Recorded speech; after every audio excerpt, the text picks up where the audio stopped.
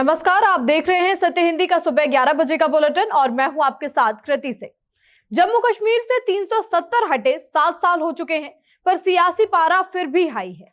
श्रीनगर में उल्टा तिरंगा थामे महबूबा मुफ्ती सड़क पर उतरी तो बवाल मच गया। उधर दिल्ली के जंतर मंतर पर छात्रों पर हुए लाठीचार्ज की गूंज अब संसद में गूंज रही है। विपक्ष ने सीधे गृह मंत्री से जवाब मांग लिया है। इस बीच संसद परिसर में विपक्ष का मार्च भी चल रहा है। अयोध्या में चंदा विवाद के बाद चंपत राय पहली बार नजर तो आए, जहां मीडिया से दूरी बनाते दिखे। मध्य प्रदेश के विदिशा में बच्चे अब भी जान जोखिम में डालकर नदी पार कर स्कूल जाने को मजबूर हैं। उधर यूपीआई पेमेंट पर नए एमडीआर चार्ज की तैयारी से हलचल बढ़ चुकी है। इन्हीं खबरों पर इस बुलेटिन में बात करेंगे, लेकिन पहले देख लेते हैं हेडलाइंस। अनुच्छेद 370 को हटे हुए पूरे 7 साल, पूरे जम्मू कश्मीर में महबूबा मुफ्ती का विरोध। छात्र प्रदर्शन के दौरान पुलिस कार्रवाई पर बवाल, संसद में गृह मंत्री से जवाब की मांग। इस्तीफे के बाद अब नजर आए चंपत राय, मीडिया के कैमरे मोड़े, बाहर निकलने का इशारा। मध्य प्रदेश के विदिशा में बेतवा नदी पार कर स्कूल जाने को मजबूर बच्चे, प्रशासन ने दी सफाई। सरकार 2000 रुपए से ज्यादा के बिजनेस यूपीआई पेमेंट पर एमडीआर चार्ज लगाने का बना रही योजना। जम्मू कश्मीर में अनुच्छेद 370 और 35 से हटाए जाने के 7 साल पूरे होने की एक रात पहले पीपल्स डेमोक्रेटिक पार्टी यानी कि पीडीपी ने विरोध प्रदर्शन किया। पार्टी अध्यक्ष महबूबा मुफ्ती सोमवार रात श्रीनगर से प्रदर्शन करती नजर आईं। इस दौरान उनका एक वीडियो सामने आया जिसमें वो उल्टा तिरंगा पकड़े हुए दिखाई दे रही हैं। इस बात को लेकर महबूबा मुफ्ती की आलोचना भी हो रही है। प्रदर्शन के दौरान महबूबा मुफ्ती ने कहा कि वो 5 अगस्त की रात को कभी नहीं भूल सकती। उन्होंने दोहराया कि उनकी पार्टी अनुच्छेद 370 और 35A की बहाली की मांग को लगातार उठाती रहेगी। महबूबा मुफ्ती ने पार्टी नेताओं को 5 अगस्त को पूरे जम्मू कश्मीर में जिला स्तर पर शांतिपूर्ण विरोध प्रदर्शन करने के निर्देश दिए हैं। ये फैसला श्रीनगर स्थित पीडीपी मुख्यालय में हुई हाई लेवल बैठक के बाद लिया गया। बैठक में कश्मीर के सभी जिलों के अध्यक्षों के अलावा पार्टी के मुख्य, महिला और युवा विंग के नेता भी शामिल। जंतर मंतर पर छात्रों के प्रदर्शन के दौरान हुई पुलिस कार्रवाई को लेकर संसद में विवाद बढ़ चुका है।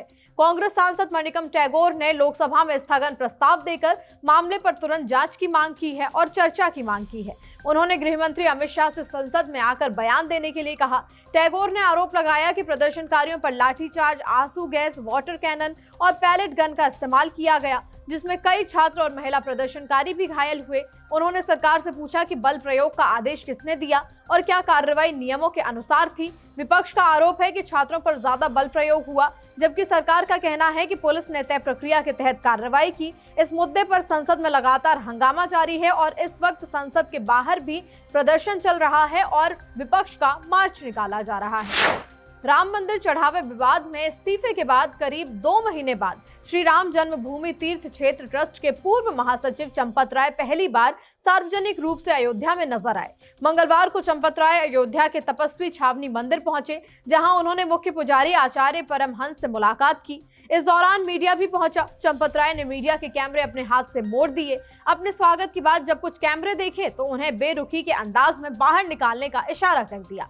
बताया जा रहा है कि चंपत राय और आचार्य परमहंस के बीच बंद कमरे में मुलाकात हुई। हालांकि दोनों के बीच बातचीत क्या हुई, इसका ब्यौरा सामने नहीं आया है। तपस्वी छावनी मंदिर के मुख्य पुजारी ने चंपत राय का औपचारिक स्वागत किया। अब चंपत राय का मीडिया के साथ ऐसा व्यवहार की वीडियो पूरी जगह पे वायरल हो रही है। मध्य प्रदेश के विदिशा जिले से सामने आया एक वीडियो अब बड़ा सवाल खड़ा कर रहा है। ग्राम पलोह के स्कूली बच्चे अपनी जान जोखिम में डालकर बेतवा नदी पार कर स्कूल जाने के लिए मजबूर हैं। सोशल मीडिया पर वायरल हुए इस वीडियो में बच्चे नदी के तेज बहाव के बीच रास्ता बनाकर स्कूल जाते दिखाई दे रहे हैं। वीडियो सामने आने के बाद प्रशासन हरकत में आया और पूरे मामले पर सफाई दी। अधिकारियों ने माना कि गांव के कुछ बच्चे स्कूल जाने के लिए नदी पार करते हैं। प्रशासन का कहना है कि बच्चों के लिए एक दूसरा रास्ता मौजूद है, लेकिन उस रास्ते से स्कूल की दूरी करीब 10 किलोमीटर बढ़ जाती है। इसी वजह से बच्चे छोटा रास्ता चुनते हैं। इस वीडियो को शेयर करते हुए कांग्रेस नेता सुप्रिया श्रीनेत ने एक्स पर लिखा कि डबल इंजन वाले मध्य प्रदेश के विदिशा में बच्चे जान जोखिम में डालकर उफनती नदी को पार करके स्कूल जाने को मजबूर हैं। विदिशा से शिवराज सिंह चौहान एमपी हैं। बीजेपी मध्य प्रदेश में करीब 22 साल से सत्ता में है और अगर एक भी बच्चा फिसल जाए तो उसका जिम्मेदार कौन होगा। यूपीआई से पेमेंट करने वालों के लिए एक बड़ी खबर है। सरकार 2000 रुपए से ज्यादा के बिजनेस यूपीआई पेमेंट पर एमडीआर चार्ज लगाने पर विचार कर रही है। ये शुल्क करीब 0.25 से 0.4% तक हो सकता है। हालांकि एक व्यक्ति से दूसरे व्यक्ति को किए जाने वाले यूपीआई भुगतान पर यह लागू नहीं होगा। सरकार के मुताबिक इससे केवल 5% यूपीआई ट्रांजैक्शन प्रभावित होंगे, लेकिन ये बड़े भुगतान कुल यूपीआई वैल्यू का लगभग 65% हिस्सा है। छोटे भुगतान जैसे कि दूध, सब्जी, किराना और ऑटो के पेमेंट पर इसका असर कम होगा। जुलाई में देश में 23.7 अरब यूपीआई ट्रांजैक्शन हुए थे। सरकार चार्ज की सीमा तय कर सकती है ताकि ग्राहकों और व्यापारियों पर ज्यादा बोझ न पड़े। बुलेटिन में अभी आगे और भी खबरें हैं। भारत के एफसीआरए बिल पर अमेरिकी सांसद ने जताई नाराजगी। ट्रंप सरकार का प्रवासी ट्रक ड्राइवरों पर बड़ा एक्शन। बिना इंश्योरेंस गाड़ी को पेट्रोल देने पर लग सकती है रोक। ममता बनर्जी बोली, बंगाल को बना दिया गया जेल। अमेरिका के रिपब्लिकन सांसद राइली मूर ने भारत के एफसीआरए संशोधन प्रस्ताव की आलोचना की है।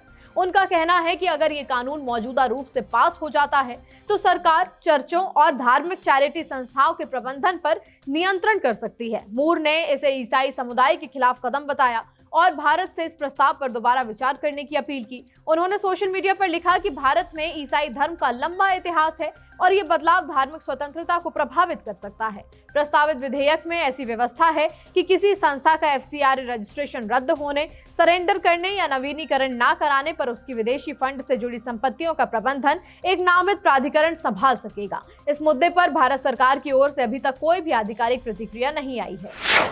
अमेरिका में ट्रंप प्रशासन ने 28,000 से ज्यादा प्रवासी ट्रक ड्राइवरों के कमर्शियल ड्राइविंग लाइसेंस सीडीएल रद्द करने की पुष्टि की है। सरकार का कहना है कि कई ड्राइवर अंग्रेजी भाषा की अनिवार्य योग्यता पूरी नहीं कर सकते। साथ ही हजारों ड्राइविंग स्कूलों पर भी कार्रवाई की गई है। इस फैसले का असर अमेरिका में काम कर रहे बड़ी संख्या में भारतीय मूल के ट्रक ड्राइवरों पर भी पड़ सकता है। सरकार के मुताबिक ये कदम सड़क सुरक्षा बढ़ाने के लिए उठाया गया है। इसी के साथ फ्रीडम हॉलर्स अभियान भी शुरू किया गया है, जिसके तहत सेना के पूर्व सैनिकों को आसान प्रक्रिया के जरिए ट्रक ड्राइवर बनाया जाएगा। अमेरिकी परिवहन मंत्री सीन डफी ने कहा कि भारी वाहन चलाने वालों के लिए अंग्रेजी जानना जरूरी है और पूर्व सैनिक इस जिम्मेदारी के लिए उपयुक्त है। अगर आपकी गाड़ी का इंश्योरेंस नहीं है तो आने वाले समय में पेट्रोल पंप पर आपको पेट्रोल मिलने में दिक्कत हो सकती है। सुप्रीम कोर्ट ने सुझाव दिया है कि जिन गाड़ियों का वैध इंश्योरेंस नहीं है उन्हें पेट्रोल या डीजल ना दिया जाए।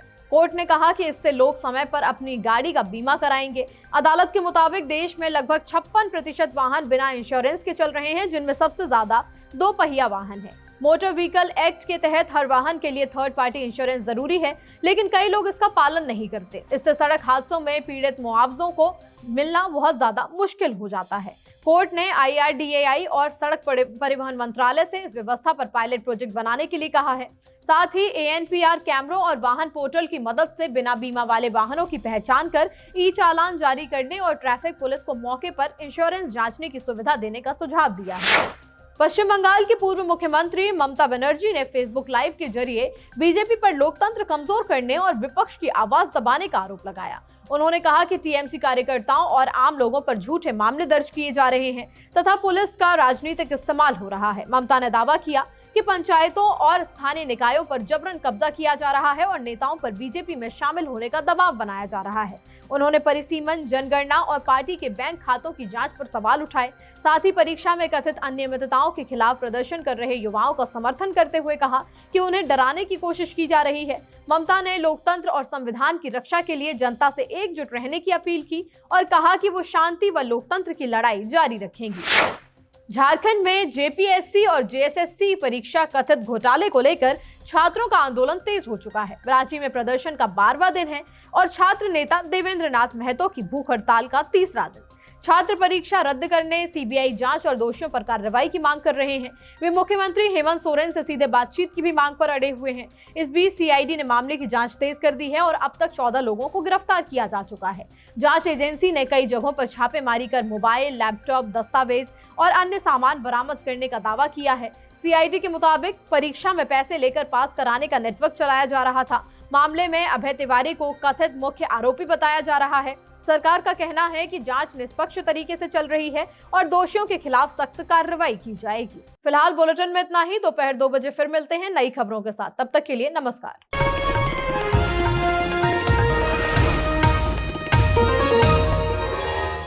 Copyright disclaimer under Section 107 of the Copyright Act 1976. Allowance is made for fair use for purposes such as criticism, comment, news reporting, scholarship, and research. Fair use is a use permitted by copyright statute that might otherwise be infringing.